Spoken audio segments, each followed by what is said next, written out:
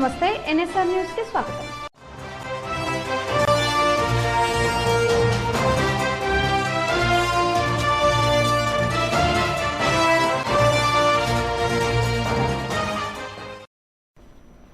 తెలంగాణ చరిత్రను కనుమరుగు చేస్తే ఊరుకునేది లేదని బీఆర్ఎస్ మాజీ ఎమ్మెల్యేలు వినయ్ భాస్కర్, అరూరి రమేష్ హెచ్చరించారు.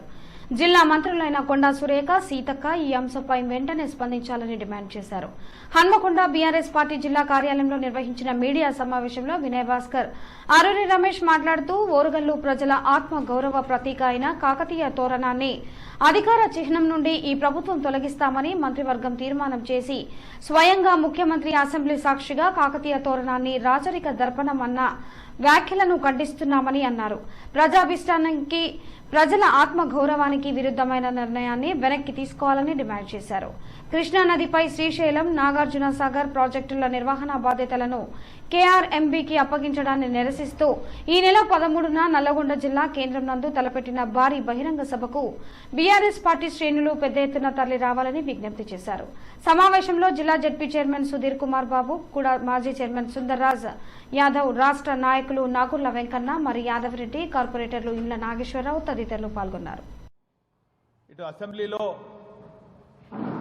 తెలంగాణ ప్రభుత్వ చిహ్నమైనటువంటి కాకతీయుల తోరణం కానీ, చార్మినార్ కానీ అధికారికంగా ఉన్నటువంటి ఈ చిహ్నాలను తొలగించాలని ప్రకటించడం, అదే కాకుండా క్యాబినెట్లో కూడా దీన్ని చర్చించి దీన్ని తొలగించాలన్నటువంటి ప్రకటన చూసి యావత్ తెలంగాణ ప్రజానికమంతా కూడా ఆందోళన చెందుతున్నది. ప్రత్యేకించి ఓరుగల్లో ఉన్నటువంటి కళాకారులు, శిల్పులు, మేధావులు, చరిత్రకారులందరూ కూడా పెద్ద ఎత్తున ఆందోళన చెందుతున్నారు. ఈ సందర్భంగా వీరి పక్షాన ఒక బాధ్యత పార్టీ ప్రతినిధిగా రేవంత్ రెడ్డి గారు వారి మంత్రివర్గ సహచరులు తీసుకున్నటువంటి నిర్ణయాన్ని వెంటనే విరమించుకోవాలని చెప్పి ఈ సందర్భంగా మేము డిమాండ్ చేస్తున్నాం. చరిత్రకారులతోని, తెలంగాణ వాదులతోని, తెలంగాణ మేధావులతోని,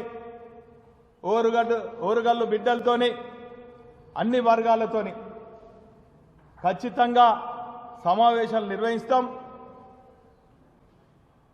ఇటు కాకతీయ తోరణం కానీ, చార్మినార్ కానీ తొలగిస్తే ఓరుగల్ నుంచి మరో ఉద్యమం మరి లేవనెత్తుతామన్నటువంటి విషయాన్ని కూడా ఈ సందర్భంగా తెలియజేస్తున్నాం.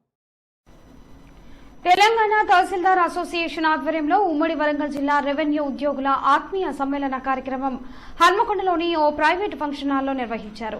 ముఖ్య అతిథిగా రెవెన్యూ ఉద్యోగుల JAC chairman, deputy collector, association అధ్యక్షులు, టీజీటీఏ వ్యవస్థాపక అధ్యక్షులు లచ్చిరెడ్డి పాల్గొన్నారు. ఈ సందర్భంగా వారు మాట్లాడుతూ రేవంత్ రెడ్డి అధ్యక్షతన ప్రభుత్వం ఏర్పడి 60 రోజుల్లోనే ప్రజాసేవ చేయడం కోసం ధరణి ప్రక్షాళన చేయాలని నిపుణుల కమిటీ వేశారన్నారు. వీఆర్ఏ, వీఆర్ఓలు రెవెన్యూ శాఖకు 2 కళ్లు లాంటి వారన్నారు. కింది స్థాయి ఉద్యోగులు, ఆపరేటర్లు అందరూ కూడా రెవెన్యూ శాఖలోనే కొనసాగించాలన్నారు. నష్టపోయిన డే సర్వీస్ ను, కోల్పోయిన పదోన్నతులను, వివిధ హోదాలను రెవెన్యూ శాఖలోనే కొనసాగుతూ నిత్యం ఎదుర్కొంటున్న ఇబ్బందులను, బాధలను, ఇతర సమస్యలపై పోరాడతామన్నారు. ఆపరేటర్లకు ధరణికి సంబంధించిన సిబ్బందికి గవర్నమెంట్ వారీగా హెచ్ఆర్ పాలసీని ఆపరేటర్లకు ముందుగానే ప్రతిపాదించాలన్నారు. వీఆర్ఏ వ్యవస్థని లేకుండా రెవెన్యూ శాఖకు దూరం చేయడం జరిగింది. ఆ దూరంతో పాటు ప్రజలకు కూడా ఇబ్బందులు కలుగుతున్న సందర్భం మీరు ఎన్నోసార్లు చాలా సందర్భాలు మీ పత్రికా ముఖంగా, మీ మీడియా ముఖంగా తీసుకొచ్చిన సందర్భాలు ఉన్నాయి. అలాంటి సమస్యలు పరిష్కరించడంతో పాటు రెవెన్యూ ఉద్యోగులు ఒక ధైర్యాన్ని నింపాలనే ఉద్దేశంతో ప్రతి జిల్లాలో కూడా జిల్లా పర్యటనలు ఉమ్మడి జిల్లా వారీగా పర్యటిస్తూ మొన్న ఆదిలాబాద్ జిల్లా, ఈరోజు ఉమ్మడి వరంగల్ జిల్లాలో పర్యటించడం జరిగింది. సమస్యలు మీరు తెలుసు, ఉద్యోగులు చెట్టుకొకళ్ళు పుట్టకొకళ్ళు వెళ్లారు. వీఆర్ఓలు అయితే శాఖలకు సంబంధం లేకుండా, జీతాలకు సంబంధం లేకుండా అనేక రకాలమైన కనీసం వారికి జీతభత్యాల్లో, పే ప్రొడక్షన్లు కూడా లేని శాఖలలో నియమించటం అర్ధరాత్రి అని మీకు కూడా తెలుసు. ఎన్నో సందర్భాల్లో ఏమేమి జరిగిన విషయాలన్నిటి కూడా మీడియా ముఖంగా తీసుకొచ్చారు. అలాంటి సందర్భాన్ని మేము ఒక్కసారి అందరం కలుసుకొని మనోధైర్యాన్ని నింపడానికి ఈ కార్యక్రమాలను ఏర్పాటు చేసినాం. ఈ కార్యక్రమాలకి కింది స్థాయి సిబ్బంది నుంచి రాష్ట్ర స్థాయి సిబ్బంది వరకు అందరూ కూడా ఒకే వేదిక మీద పంచుకోవాలనే ఉద్దేశంతో ఇలాంటి కార్యక్రమాలు ఏర్పాటు చేస్తూ ప్రభుత్వానికి కూడా ప్రజలకి సర్వీస్ చేయాలనే ఉద్యోగుల్ని వాళ్ళని ఎంకరేజ్ చేస్తూ, ఎందుకంటే ప్రజల్ని మనం ఉంటామనే ఉద్దేశంతో ప్రజలతో పాటు ఉద్యోగులను కూడా ఒక మొబిలైజ్ చేసి వాళ్ళందరినీ కూడా యాక్టివ్ చేయాలనే ఉద్దేశంతో ఈ కార్యక్రమాన్ని ఏర్పాటు చేసి ప్రతి జిల్లాలో పర్యటిస్తూ ఈ కార్యక్రమాలు అందరం కూడా చేస్తూ ఉన్నాం. Thank you. ఏటూరు నాగారం మండలంలోని బూటారం, ఎలిశెట్టిపల్లి గ్రామాల మధ్య బాగుపై 4,05,00,000 రూపాయల నిధులతో హైలెవెల్ బ్రిడ్జ్ నిర్మాణానికి పంచాయతీరాజ్, గ్రామీణాభివృద్ది, స్త్రీ శిశు సంక్షేమ శాఖ మంత్రి డాక్టర్ ధనసరి అనసూయ, సీతక్క శంకుస్థాపన చేశారు. ఈ సందర్భంగా మంత్రి మాట్లాడుతూ వరదల వల్ల జంపన్నవాగు పొంగడంతో ఎలిశెట్టిపల్లి గ్రామానికి రోడ్డు నిర్మాణం సరిగా లేక ఇబ్బందులు పడుతున్న నేపథ్యంలో 4,05,00,000 రూపాయలతో నిధులు కేటాయించి బ్రిడ్జ్ పనులకు శంకుస్థాపన చేసినట్టుగా తెలిపారు. ఈ కార్యక్రమంలో జిల్లా కలెక్టర్ ఇలా త్రిపాఠి, ఐటీడీఏపీఓ అంకిత్, అదనపు collector local bodies P Sreeja, అదనపు కలెక్టర్, జిల్లా అధికారులు, ప్రజాప్రతినిధులు తదితరులు పాల్గొన్నారు. మామ్నూర్కి చెందిన డైనమిక్ బ్యాచ్ 1995 వెల్ఫేర్ సొసైటీ గౌరవ అధ్యక్షులు పుట్టా మధు ఇటీవల మరణించడంతో వారి కుటుంబానికి అండగా నిలవడానికి 2 లక్షల రూపాయలు ఆర్థిక సహాయం అందించడం జరిగింది అని డైనమిక్ బ్యాచ్ 1995 వెల్ఫేర్ సొసైటీ సభ్యులు తెలిపారు. అంతేకాకుండా దాదాపు 350 మిత్రులందరూ కలిసి దాదాపు 95,000 రూపాయలు కూడా ఆర్థిక సాయం చేసి కుటుంబ సభ్యులకు బాసటగా నిలవడానికి డైనమిక్ బ్యాచ్ 1995 చే మిత్రులు అందరం పుట్టా మధు కుమారుడైన శ్రీకాంత్ కు అందజేయడం జరిగిందని తెలిపారు. మధు చనిపోవడం బాధాకరం అయినప్పటికీ వారి కుటుంబ సభ్యులకి అండగా నిలవడానికి ఆర్థికంగా ఎంతో కొంత సహాయ సహకారాలు అందించడానికి ఈ కార్యక్రమానికి నాంది పలకడం జరిగిందన్నారు. ఆ భగవంతుడు మధు కుటుంబ సభ్యులకు వీలైనంత తొందరగా మనోధైర్యాన్ని కల్పించాలని కోరుకుంటూ మధుబాబు ఆత్మకు శాంతి చేకూరాలని అందరి తరపున కోరుకుంటున్నామన్నారు. పుట్టా మధు గారు దురదృష్టవశాత్తు చనిపోవడం వల్ల వారి కుటుంబానికి బాధ్యతగా నిలవడానికి 2 లక్షల రూపాయలు ఆర్థిక సహాయం ఆ కుటుంబ సభ్యులకి మేము తీసుకున్న నియమ నిబంధనల మేరకు అందించడం జరిగింది. అంతేకాకుండా దాదాపు 300 పైచుకున్న బ్యాచ్మెంట్స్ అందరం కలిసి తలా ఒక తోచిన ఆర్థిక సహాయం చేసి దాదాపు 95,000 రూపాయలను కూడా ఆ కుటుంబ సభ్యులకు బాధ్యతగా నిలవడానికి 1995 batch Mamnoor camp police training గ్రౌండ్లో ట్రైనింగ్ చేసిన మిత్ర బృందం అందరం కలిసి వారి కుమారుడైన శ్రీకాంత్కు అందజేయడం జరిగింది. మా మధుబాబాయ్ చనిపోవడం బాధాకరం అయినప్పటికీ వారి కుటుంబ సభ్యులకి బాధ్యతగా నిలవడానికి గాను ఆర్థికంగా ఎంతో కొంత ఆర్థికంగా సహాయ సహకారాలు అందించడానికి, తోడుగా నీడుగా ఉండడానికి ఈ యొక్క మాతర కార్యక్రమానికి నాంది పలకడం జరిగింది. ఆ భగవంతుడు ఆ కుటుంబ సభ్యులు వీళ్ళంత తొందరగా మనోధైర్యాన్ని కల్పించాలని డైనమిక్ మిత్ర బృందం తరఫున వెల్ఫేర్ సొసైటీ పక్షాన కోరుకుంటూ మధుబాబాయ్ ఆత్మకు శాంతి చేకూరాలని అందరి తరఫున కోరుకుంటున్నాం. నమస్కారం. సిద్దిపేట జిల్లా మండలం అక్బర్పేట బూంపల్లి గ్రామం కూడవెల్లి శ్రీ రామలింగేశ్వర స్వామి ఆలయంకి 3 రోజులుగా వివిధ గ్రామాలతో పాటు మండలాలు, జిల్లాలు, వివిధ ప్రాంతాల నుండి అధిక సంఖ్యలో 2 లక్షల మంది భక్తులు విచ్చేశారని ఆలయ పూజారులు తెలిపారు. గత 1500 శతాబ్దాలుగా ఈ జాతర ప్రతి సంవత్సరం నిర్వహిస్తున్నట్టు తెలిపారు.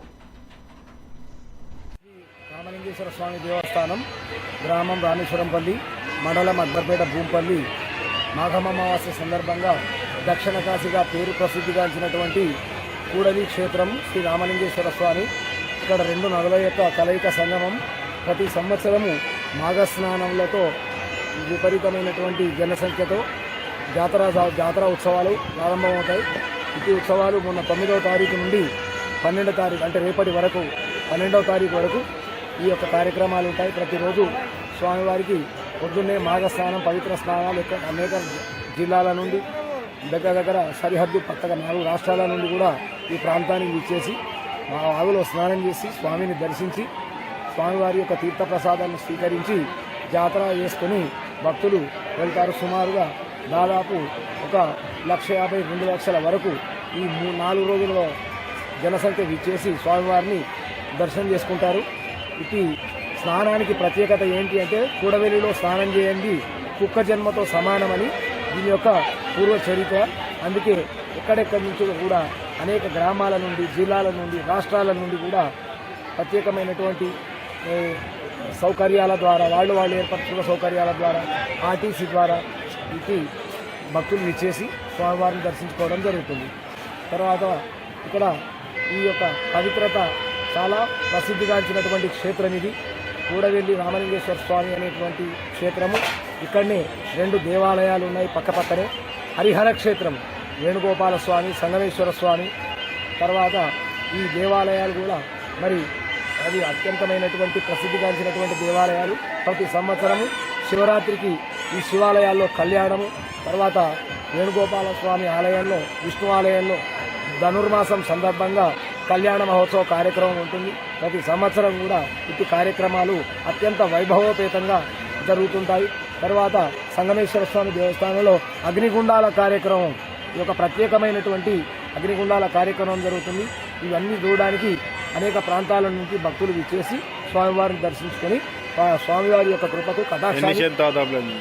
ఎన్ని శతాబ్దాలు? శతాబ్దాలు అంటే దాదాపు ఒక 15-16 శతాబ్దాలు, 1500-1600 సంవత్సరాలు ఇది. వాళ్ళకి ఇక్కడ అది రావాలని పూజ చేసుకోవడం రాత్రి అయిందండి. అంజనేయులు 10 గంటల రాత్రి అక్కడ లింగం ఒట్టుపోయిందని ఇతరాలు స్నానం చేసి ఇసుక లింగం తయారు చేసుకున్నారు. వాళ్ళు చేసి ఒక్కడ అంజనేయులు రానే వచ్చింది.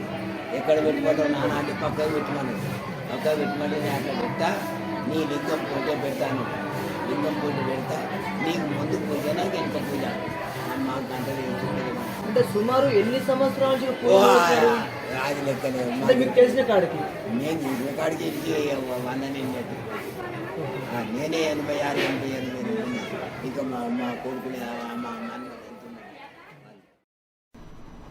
హన్మకొండ జిల్లా ఎలకతుర్తి మండలంలో పద్మశాలి కులస్తుల ఆధ్వర్యంలో ఎలకతుర్తి బస్టాండ్ కూడలి వద్ద శ్రీ భక్త మార్కండేయ జయంతి వేడుకలు ఘనంగా నిర్వహించారు. ఆయన చిత్రపటానికి పూలమాల వేసి జయంతి వేడుకలు ఘనంగా జరిపారు.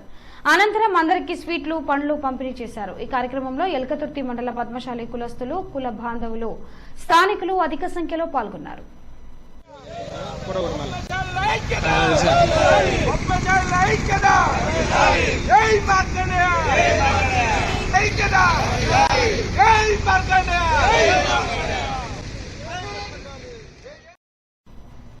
ములుగు జిల్లా వెంకటాపూర్ మండలం జవహర్ నగర్ నుండి మల్లంపల్లి మండలం వరకు NH 163 మేడారం పోయి వెళ్లి వస్తున్న వాహనాల ట్రాఫిక్ జామ్ సుమారు 20 కిలోమీటర్ల దూరం భద్రతా లోపం అంటున్న స్థానికులు, పట్టించుకొని అధికారులు.